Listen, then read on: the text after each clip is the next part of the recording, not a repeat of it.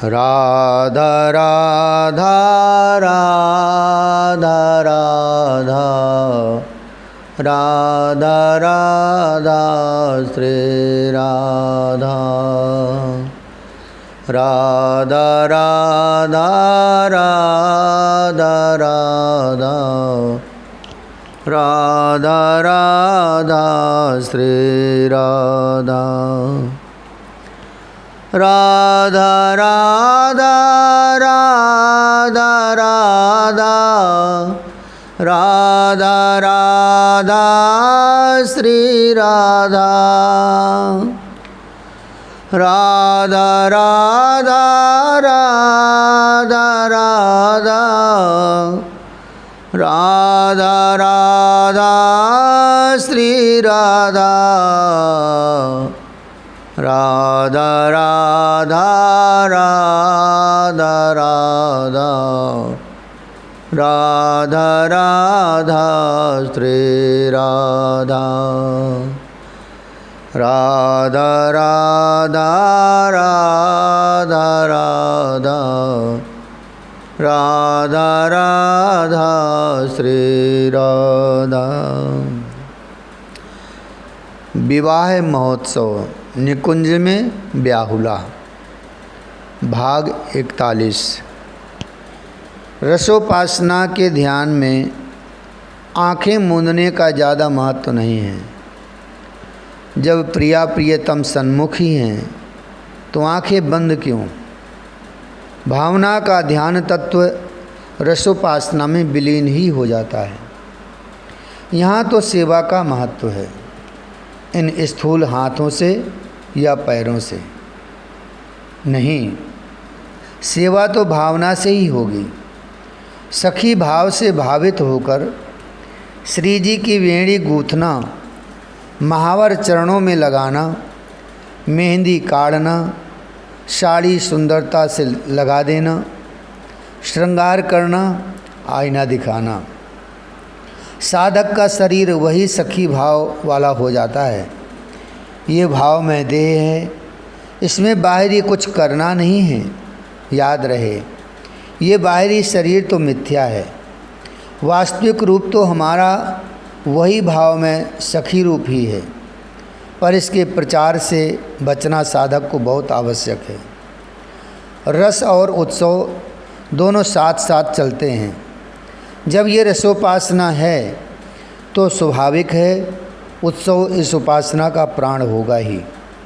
तो सदैव उत्सव में जीवन बनाने की तैयारी में हमें रहना चाहिए।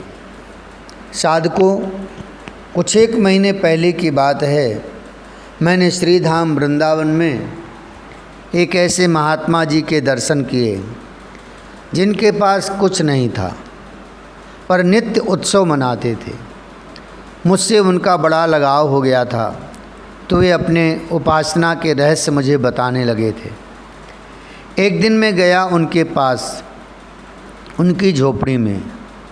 तब वो 20 दोने सजा कर रखे हुए थे अपने युगल सरकार के चित्रपट के सामने। किसी में चिनौरी और किसी में मिश्री रखी थी। आंखें बंद करके कह रहे थे, ये रेवड़ी है मेरे सरकार, भोग लगाओ, आज आपका विवाह महोत्सव है। फिर दूसरे दोने को छूते हुए बोले, इसमें रस भरी है। तीसरे को बोले, इसमें राजभोग है। फिर पत्तों के माला बनाए हुए थे। कहने लगे, मेरी श्री जी के लिए हीरों का हार है। ये मोतियों की माला और पत्तों की माला चढ़ा रहे थे और बड़े प्रेम से महावाणी जी के विवाह का पद गाकर कभी रो रहे थे तो कभी हंस रहे थे। अद्भुत, यही है भावना। ये रसोपासना भाव की उपासना है बंधुओं। मैंने उन महात्मा जी के पास 2 लोगों को लेकर गया तो उन्होंने अब स्थान ही बदल दिया। शायद मुझे किसी को लेकर नहीं जाना चाहिए था। संतों को भीड़ प्रिय नहीं होती, न वो प्रचार चाहते हैं। चलिए अब आप भी तैयारी कीजिए विवाह महोत्सव की। निकुंज में बड़ी धूमधाम से विवाह की तैयारियों में सखियां लगी हैं। श्री राधा कृष्ण विवाह सुख सर्वस मंगल मूल नित नित रचत सहेलियाँ भरी प्रेम पर फूल। भरी प्रेम पर फूल सब हित की अली अलबेली। ब्याह विनोदन सुख सचो हिलमिल सबे सहेली। ये युगल सरकार का जो विवाह उत्सव है सखी, यही सब सुखों का मूल है। उत्सव नहीं तो रस नहीं, रस नहीं तो जीवन में फिर रह क्या जाएगा। अरे सजनी, ये तो महामहोत्सव है, चलो सब चलो और युगल सरकार के विवाह का संयोजन करें। वैसे तो सदैव युगल सरकार दूल्हा दुल्हन के रूप में ही विराजे रहते हैं, फिर भी सबको सुख मिलेगा। सब सुख के सागर में निमग्न हो जाएंगे, नाचेंगे। चलो सखी चलो। रंग देवी ने सभी सखियों को उत्साहित किया। सखियां आनंदित हो झूम उठीं और रंग देवी को सबने धन्यवाद देते हुए अपनी प्रसन्नता व्यक्त की।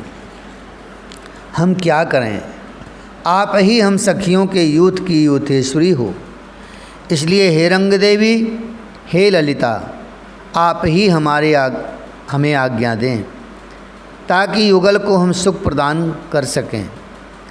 समस्त सखियों ने रंग देवी और ललिता सखी को, जो सब सखियों के मूल हैं, प्रार्थना की। सखियों, जितनी जल्दी हो सके फूलों का सुंदरतम मंडप तैयार करो। उसमें सुंदर सुंदर केले के खंभे लगाओ। रसीले युगलवर को सुंदर श्रृंगार से सजाओ। सब करो, मंगलमय कृत्य करो, जिससे आनंद का विस्तार हो। हे सखियों, श्री युगल के अंगों में तेल फुलेल लगाओ, भांति भांति के बाजे बजाओ, उबटन लगाकर केसर मिश्रित जल से स्नान कराओ, ताकि हमारे युगलवर और सुंदर लगें। रंग देवी ने और ललिता ने सबको सावधान किया और सेवा के कार्यों में नियुक्त कर दिया था। चलो अब चलो। ललिता सखी सब सखियों को समझाने लगी और समझाते हुए स्वयं भी आनंद का अनुभव कर रही थी। चलो सजनी, युगल के अंग प्रत्यंग की शोभा बढ़ाओ, सुंदर सुहावने रेशमी वस्त्र धारण कराओ, लालजू को सुभग सेहरा पहनाओ, माथे में सुंदर रोरी का टीका लगाओ और हाँ, उस रोरी के टीका में मोतियों का अक्षत चढ़ाओ। फिर हंसते हुए ललिता सखी कहती हैं, फिर लालजू को पान खिलाओ, फिर उनके प्रेम में डूब जाओ, फिर उनके दर्शन करके अपने तन मन प्राण को न्यौछावर ही कर दो। ये कहते हुए ललिता सखी की दशा बड़ी विलक्षण हो रही थी। बस फिर क्या था, रंग देवी और ललिता सखी की आज्ञानुसार विवाह की तैयारियां शुरू हो गईं। सखियां मंडप इत्यादि सजाने में जुट गईं। फूलों का सुंदर सुंदर मंडप सजाया जाने लगा। केले के खंभे चारों ओर लगाए गए। बंधनवार ध्वजा पताका सब टांगे गए। अद्भुत छटा हो गई थी निकुंज की आज। सुंदर 2 चौकी सजाई गई। स्वर्ण की चौकी, उसमें श्रीजी और लालजू को विराजमान किया गया। वस्त्र उतारे गए। आहा, उस समय क्या श्रीअंग की छटा प्रकट हो रही थी, जिसका वर्णन ही करना कठिन है। तैल उपटन लगाया गया था। फिर उष्ण जल, जिसमें केसर का जल रखा गया था, उससे स्नान कराया गया। उस समय सखियों ने मंगल गान करना शुरू कर दिया था। मधुर स्वर में शहनाई बज रही थी। सखियां नाचती जा रही थीं और बंधनवार टांगती जा रही थीं। कोई सखी हाथों में मोतियों की थाल लेकर दूल्हा दुल्हन के ऊपर वारती और लुटा देती। युगल का श्रृंगार हो रहा है अब, पर अभी भी इतने सुंदर लग रहे हैं, दोनों की कोई उपमा ही नहीं है।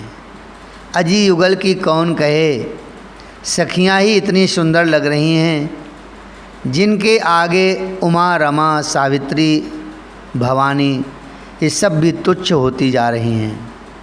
सखियों की आनंद की कोई सीमा नहीं है। वो सब इधर उधर दौड़ रही हैं। दौड़ते हुए उनके चोटी में लगे हुए फूल झर रहे हैं। आज महल में बड़ी चहल पहल मची है, सब उन्मत्त हैं और क्यों ना हो, अनादि दंपति का ब्याह महोत्सव जो मनाया जा रहा है। हमारे शास्त्र कहते हैं देह भी अनेक प्रकार के होते हैं, जो हमें इन चर्म चक्षुओं से दिखाई देता है वो स्थूल देह है, पर जो स्वर्ग नरक का भोग करता है वो सूक्ष्म देह होता है। बौद्ध लोग कहते हैं निर्माण देह, जैनी लोग कहते हैं आरावहण देह, ऐसे बहुत प्रकार के बताए गए हैं। हमारी रसोपासना में भाव देह की हम चर्चा कर रहे हैं। निरंतर भाव में जब साधक डूबा रहता है तब उसे इस देह की प्राप्ति होती है, जिसे भाव देह कहा जाता है। निरंतर आंतरिक भाव के कारण साधक उसी जगत में ही स्थिर रहने लग जाता है। सतत भावना के कारण चित्त इष्ट के प्रति तदाकार रूप ले लेता है, तब वही सिद्ध भाव देह कहलाता है। बहुत चमत्कार होते हैं इस भाव के कारण, पर सिद्ध भाव देह धारी इसे चमत्कार मानते नहीं, उनके लिए सहज है। मैं कई ऐसे महात्माओं के संपर्क में आया हूँ जो निकुंज में ही रहते हैं, पर स्थूल देह उनका यहाँ है। मात्र देह को चलाने के लिए वो कुछ खा लेते हैं, वो भी 2-3 दिन में एक बार, बाकी समय वो निकुंज में ही सेवा करते हैं। सखी भाव में ही उन्मत्त रहते हैं, उनकी आंखें चढ़ी रहती हैं, वो शून्य में ताकते रहते हैं, कभी हंसते हैं कभी रोते हैं। मैंने गोवर्धन की तलैटी में ऐसे महात्मा के दर्शन किए। ललिता सखी उनके संपर्क में सदा रहती हैं। ललिता सखी ही उनकी गुरु हैं। मुझे भी उन्होंने ललिता सखी जी के बारे में कई बातें बताई थीं। उन्हीं ने मुझे कहा था बिना ललिता सखी और रंग देवी सखी जी के निकुंज में प्रवेश संभव नहीं है। वो युगल सरकार के प्रति वात्सल्य भाव रखते थे। वैसे वो महात्मा अभी भी हैं, पर वे किसी से मिलते जुलते नहीं हैं। चलिए भाव से निकुंज की ओर, जहाँ रस ही रस बरस रहा है। ब्याहुला जो है युगल सरकार का। अरे सखियों, क्या है आज जो इतनी चहल पहल मच रही है निकुंज में, और हमारो श्रृंगार भी कियो जा रहे हो? क्या बात है सखी? श्याम सुंदर ने सखियों से पूछा। प्यारे, आज आपका विवाह महोत्सव है। अब आपके देह में हल्दी चढ़ाई की विधि होगी और फिर स्नान होएगो। सखी रंग देवी ने मुस्कुराते हुए कहा, अरे सखी, स्नान तो हो गया, अब फिर स्नान? हे प्यारे श्याम सुंदर, हल्दी नहीं चढ़ी है आपके श्रीअंग में अभी तक। वो तो मात्र उबटन लगाकर स्नान भर हुआ है, हल्दी अब चढ़ेगी। सखियों ने हंसते हुए कहा, नहीं सखी, प्रियाजू को हल्दी चढ़ा दो और उनको ही स्नान भी करा दो, तो मेरो भी स्नान मान लियो जाएगो। श्याम सुंदर की विनोद भरी बातें सुनकर सखियां हंसीं, फिर बोलीं, नहीं ऐसे नहीं। हल्दी लेकर आईं सखियां और बड़े प्रेम से हल्दी लगाने लगीं। श्री जी को भी हल्दी लगाई गई। गोरे कपोल में हल्दी की शोभा अलग ही लग रही थी। श्याम कपोल में हल्दी फब रही है। सखियां आनंदित हैं। स्नान की विधि भी फिर पूर्ण हुई। बड़ भाग मनावे, जो हर प्रिया निरख बलि जावे। फिर श्रृंगार हो रहा है। सुरंग रंग के वस्त्र युगल को सखियां पहनाती हैं। कमर में सुनहरी जरी से जड़ा हुआ हरे रंग का पटुआ श्री जी को धारण कराया। लाल रंग की पगड़ी श्याम सुंदर को पहनाई। आहा, क्या दिव्य शोभा बन गई है दोनों दूल्हा दुल्हन सरकार की। जय हो। अब श्याम सुंदर के शाही पाग में सुनहरे रंग का सिरपेंच और छोंगा धारण कराया गया। पाग के दोनों ओर झूलती हुई मोतियों की लड़ी लटक रही है। पाग में खिली हुई कलंगी सखियों ने लगा दी। श्री जी का 16 श्रृंगार किया। सखियां बार बार युगलवर का दर्शन कर रही हैं और मंत्रमुग्ध होती जा रही हैं। हे दूल्हा दुल्हन के शाही वेशभूषा में युगल आज अलग ही लग रहे थे। क्या अनुपम शोभा बन गई है। समस्त सौंदर्य मानो इनके रूप के आगे पराजित हो रहा है। रोरी का तिलक, उस पर अक्षत मोतियाँ इनके रूप को और बढ़ा रहे हैं। नखशिख पर्यंत श्रृंगार सजाने के बाद अब सखियों ने सुनहरी तार में मणि और मोतियों की लटकती लड़ियों का सेहरा लगा दिया है। स्नेह रस से पगे रसिक दंपति पान खाते हुए श्रीमुख कैसा अद्भुत लाल लाल हो रहा है। सखी देखो तो दूल्हा दुल्हन की कैसी अनुपम छटा हो रही है। आनंद विभोर ललिता सखी ने रंग देवी से कहा, अरे ललिता क्यों ना हो, अनुपम छटा ये तो सौंदर्य की भी सौंदर्य हैं, छवियों के भी छवि हैं, आभूषण के भी आभूषण हैं, और तो और एक प्राण दो देही हैं। दिव्य शोभा बन रही है आज इन दोनों की। सखियां आनंदित हो रही हैं और देख तो सखी दोनों मुस्कुराते हुए कैसे सुंदर लग रहे हैं। ऐसा लग रहा है जैसे शोभा के सरोवर में हंस हंसनी खेल रहे हों। ये छवि तो हमारे मन में बस गई है सखी। चित्त में बस आनंद सिंधु लोरे ले रहा है। ये कहते हुए सखियों ने मंगल गीत गाने प्रारंभ किए। राधा दुल्हन दूल्हा लाल, जैसी रूप माधुरी यंगंग ऐसे ही इनके नयन विशाल।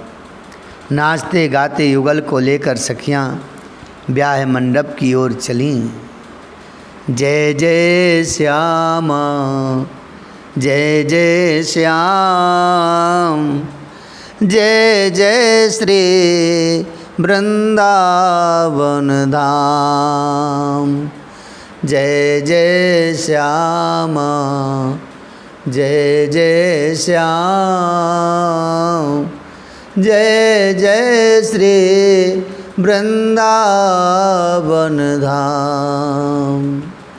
मेरी श्यामा मेरो श्याम, मेरो श्री वृंदावन धाम। प्यारी श्यामा प्यारो श्याम, प्यारो श्री वृंदावन धाम। श्यामा श्यामा श्यामा श्याम, जय जय श्री वृंदावन धाम। जय जय श्यामा जय जय श्याम, जय जय श्री वृंदावन धाम। श्री वृंदावन धाम की जय। श्री राधा वल्लभ लाल की जय। श्री बांके बिहारी लाल की जय। श्री ललिता जी की जय। श्री रंग देवी जी की जय। श्री हरिवंश जी महाराज की जय। श्री हरिशरण जी महाराज की जय। पूज्यपाद श्री गुरुदेव भगवान की जय जय। श्री राधे जय जय श्री राधे, जय जय श्री राधे श्याम।